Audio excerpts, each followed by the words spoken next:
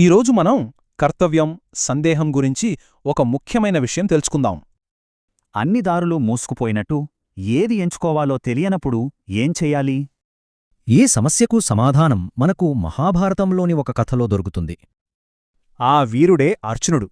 పాండవులలో ఒకడిగా తన ధైర్య సాహసాలకు పేరుగాంచినవాడు.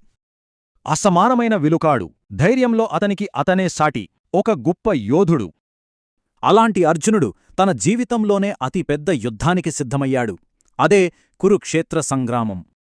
అయితే యుద్ధం మొదలయ్యే క్షణంలో అర్జునుడు ఒక్కసారిగా కదలకుండా ఉండిపోయాడు. ఎందుకంటే ఎదురుగా ఉన్నది శత్రువులు కాదు, తన బంధువులు, గురువులు, స్నేహితులు. ఆ క్షణంలో దుఃఖంతో అసలీ యుద్ధం ఎందుకు చేస్తున్నాను అని సందేహంలో పడిపోయాడు. ఒకవైపు యోధుడిగా తన కర్తవ్యం, మరోవైపు వాళ్లపై ఉన్న ప్రేమ, ఈ రెంటిటి మధ్య నలిగిపోయాడు.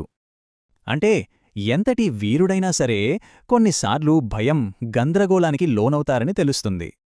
సరే, మరి ఇలాంటి పరిస్థితిని ఎలా అధిగమించాలి? ఈ కథే మనకు దారి చూపిస్తుంది.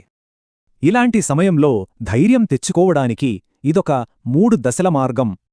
అంటే మన సందేహాల కన్నా పెద్దదైన ఒక లక్ష్యం కోసం బాధ్యత తీసుకోవడం.